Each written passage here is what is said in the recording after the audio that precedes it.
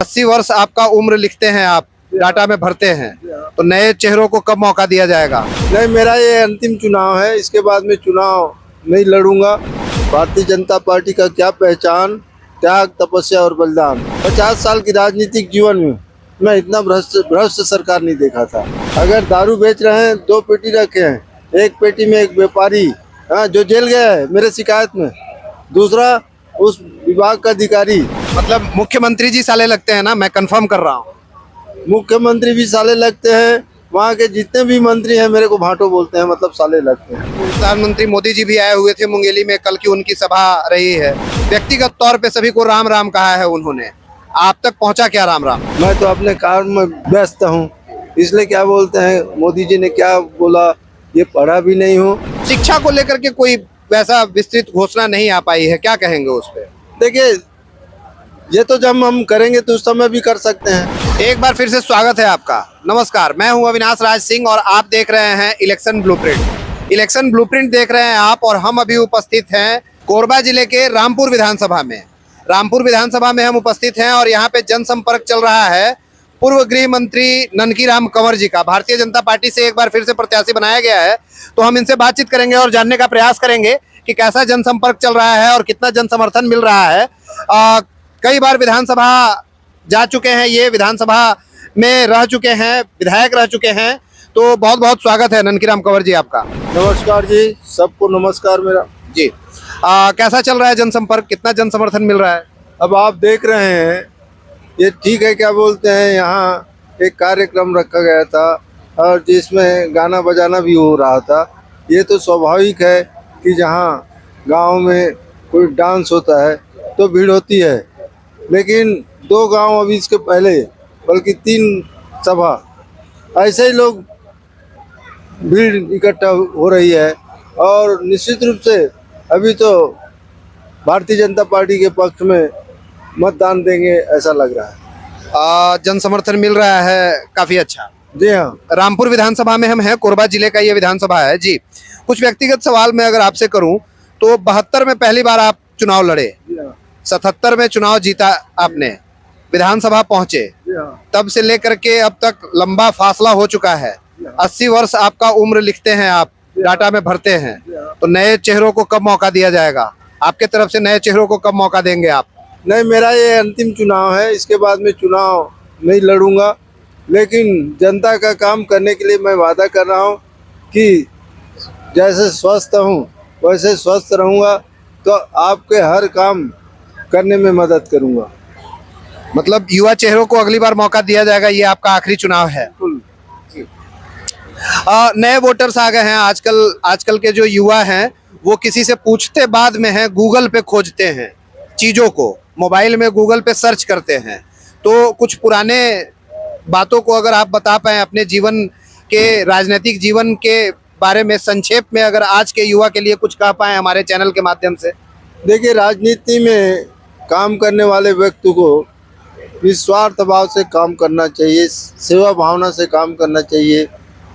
Bharatiya Janata party का सिद्धांत है, भारतीय जनता पार्टी का क्या पहचान, त्याग, तपस्या और बलिदान।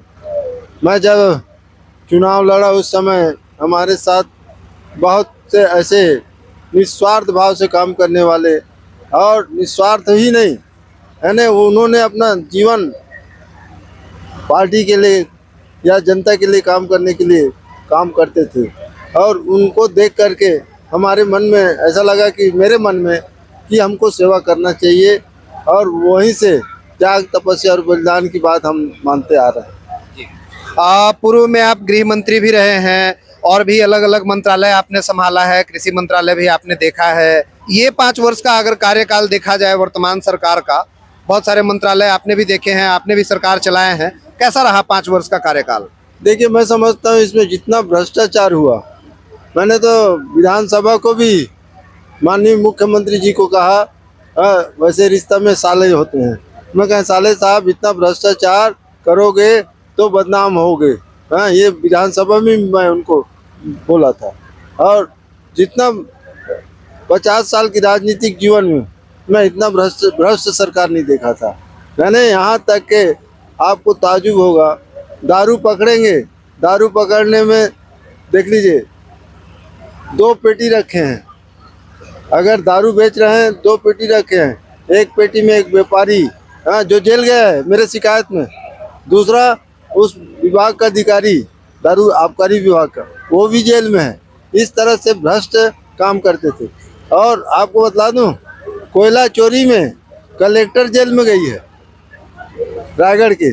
क्या करते थे, एक तो किराया कम देते थे, ज़्यादा भरते थे, उसमें भी डॉक्यूमेंट होगा ना, और ट्रक में ज़्यादा कोयला ले जाते थे और कम का कीमत देते थे। ये भ्रष्ट आचरण में वो कलेक्टर गई है। भूपेश बघेल जी के बारे में आपने बोला कि साले लगते हैं रिश्ते में, तो इसलिए तो मैं बोला साला कहकर विधानसभा में, वो तो राइटिंग में होगा ना। मतलब मुख्यमंत्री जी साले लगते हैं ना, मैं कंफर्म कर रहा हूँ। मुख्यमंत्री भी साले लगते हैं, वहाँ के जितने भी मंत्री हैं मेरे को भाटो बोलते हैं, मतलब साले लगते हैं। वहाँ के जितने मंत्री हैं सभी साले ही लगते हैं। घोटाले की बात आपने की, बहुत तरह की घोटालों की बात आपने की। घोषणा पत्र आई हुई है, दोनों ही पार्टियों की आई हुई है। घोषणा पत्र पे कितना क्षेत्र में कैसा दिख रहा है माहौल घोषणा पत्र को लेकर के? काफी लोग, सबसे पहले तो उन्होंने जो पहले घोषणा पत्र दिया था, घोषणा किया था, उसका एक का भी पालन नहीं किया। जैसे उन्होंने दारू बंद करने के लिए कहा था, दारू घर घर पहुंचाते थे, इससे भी लोग बहुत विरोध है। दूसरी बात, 2 पेटी रखते थे, एक व्यापारी मतलब कांग्रेस पार्टी का व्यक्ति को उसमें रखे थे, और दोनों पेटी में अलग अलग पैसा रखते थे। उसमें भी क्या बोलते हैं, मेरे शिकायत में वो पार्टनर भी जेल गया है, अधिकारी भी जेल गया है, और एक और शिकायत किया था, क्या महादेव ऐप है ना, क्या ऐप बोलते हैं, सट्टा चलाते थे, उसमें भी लोग गए हैं जेल। तो इस तरह से जेल जाने लायक काम करने वाले को पसंद नहीं करेंगे, मुझको लगता है। शराबबंदी पे आपने बात कही। वर्तमान विधानसभा अध्यक्ष चरणदास महंत जी से हमारी बात हो रही थी। शराबबंदी पे हमने सवाल पूछे उनसे। उन्होंने कहा कि जहां जिस प्रदेश की 32% जनता शराब पीती हो, उसमें एकाएक शराब कैसे बंद किया जाएगा? नहीं, लेकिन ये घर तो नहीं पहुंचाना चाहिए था ना उनको, घर पहुंच सेवा ये था। रहा सवाल क्या बोलते हैं, आप धीरे धीरे तो कम कर सकते थे। और मैं निश्चित रूप से आज भी बोलता हूँ, मैं आदिवासी हूँ, लेकिन बोलता हूँ ये शराब पीने से विष का काम करता है शराब। उसमें लिखा है आपका, सुधा असुरा सम साधु असाधु, यानी जो पीता है वो असाधु हो जाता है, और जब नहीं पीता वो साधु के बराबर है। दूसरा, दारू को विष माना है, जहर। ये गोस्वामी तुलसीदास जी ने रामायण में लिखा है। और आपको ताजुब होगा न, दूध को अमृत, सुधा मतलब दूध या अमृत कह सकते हैं, उसने गोस्वामी तुलसीदास जी ने लिखा है। तो ये समझ लीजिए, उसके बाद भी पीते हैं, उनको मना करना चाहिए ना। और मैं हर इस बात को बतलाता हूँ कि दारू जहर है, इसको नहीं पीना चाहिए। और आप बताऊँ, मैंने 5वीं जब पढ़ रहा था तो दारू को छोड़ा हूँ, सिर्फ रामायण पढ़कर। शराब बुरी बात है, शराब नहीं पीना चाहिए, ऐसा संदेश आप दे रहे हैं। अच्छी बात है। वर्तमान सरकार लेकिन शराबबंदी तो नहीं कर रही है, और इस बार भी कोई वादा नहीं कर रही है। 17 तारीख को आप काफ़ी वरिष्ठ हैं, आदिवासी के काफ़ी वरिष्ठ नेता, काफ़ी कद्दावर नेता आप माने जाते हैं। 20 सीटों पे चुनाव हो गया है, 70 सीटों में और चुनाव होना बाकी है। क्या आंकड़ा रख रहे हैं इस बार? देखिए, मैं पूरा प्रदेश का जानकारी नहीं रखता, मैं अपने क्षेत्र की जानकारी रखता हूँ। मुझको ऐसा लगता है पिछले समय जिस तरह से निकला था, मतलब जीता था, इस समय ये देख रहे हैं लोग जिताने के लिए खड़े हैं। आपके विधानसभा की अगर बात करूं तो 18,000 का मत अंतर रहा था, 18,000 समथिंग का। इस बार क्या रहेगा? देखिए, अब ये कहना तो बहुत मुश्किल है, लेकिन हो सकता है ज़्यादा भी हो जाए। हो सकता है ज़्यादा भी हो जाए। मुख्यमंत्री जी आए हुए थे आपके पड़ोस में, वर्तमान मुख्यमंत्री भूपेश बघेल जी, देश के प्रधानमंत्री, यशस्वी प्रधानमंत्री मोदी जी भी आए हुए थे मुंगेली में, कल की उनकी सभा रही है। मंच से उन्होंने कहा सभी को व्यक्तिगत तौर पे घर घर जाकर के, या फिर व्यक्तिगत तौर पे सभी को राम राम कहा है उन्होंने। आप तक पहुंचा क्या राम राम? अब मोदी जी का। सबके मोदी जी को तो अब ऐसा है, मैं तो अपने काम में व्यस्त हूँ, इसलिए क्या बोलते हैं, मोदी जी ने क्या बोला ये पढ़ा भी नहीं हूँ। उन्होंने क्या कहा बघेल साहब ने, वो भी नहीं पढ़ा, इसलिए नहीं पढ़ा नहीं हुआ है। जी। इसलिए उसके संबंध में टिप्पणी करना बोलना उचित नहीं। जी। कोई अपील अगर करना चाहें हमारे चैनल के माध्यम से क्षेत्र की जनता से या पूरे प्रदेश की जनता से? मैं तो पूरे प्रदेश में यही कहना चाहूँगा कि भारतीय जनता पार्टी को जिताएं। हमने जो घोषणा किया है, विशेषकर महिलाओं के लिए, बच्चों के लिए, हैं, यानी सबके लिए जो घोषणा की है, निश्चित रूप से मैं ये कह सकता हूँ कि मेरे राजनीतिक जीवन में इस तरह से अच्छा घोषणा नहीं हुआ था, और निश्चित रूप से हम इसको पालन करेंगे। निश्चित रूप से पालन करेंगे। घोषणा पत्र पे बात आ गई, एक सवाल छूटता जा रहा था, शिक्षा को लेकर के कोई वैसा विस्तृत घोषणा नहीं आ पाई है, क्या कहेंगे उस पे?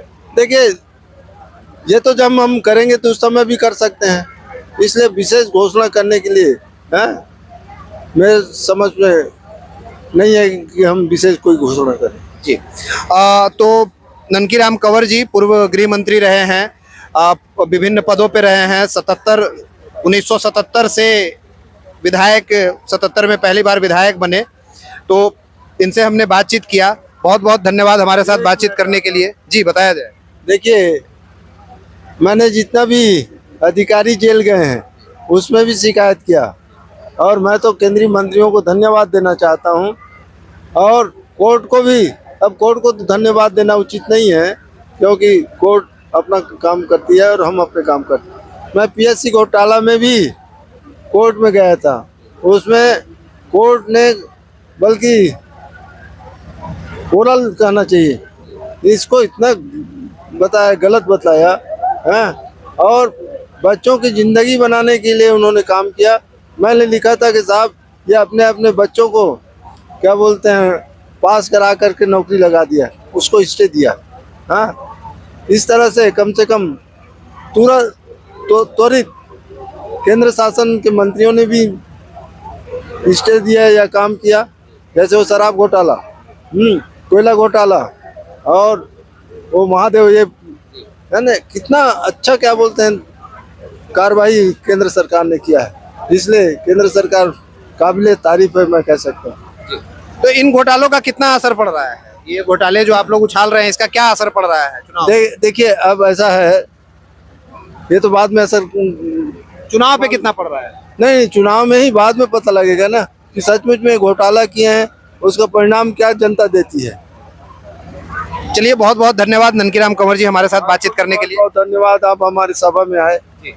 तो ये थे ननकीराम कंवर जी, पूर्व में गृह मंत्री रहे हैं, और भी मतलब 1972 में पहली बार विधानसभा चुनाव लड़े, 77 में पहली बार विधायक बने, राज्य मंत्री, कृषि मंत्री और गृह मंत्री तक विभिन्न पदों पे रहे, सरकार चलाया इन्होंने।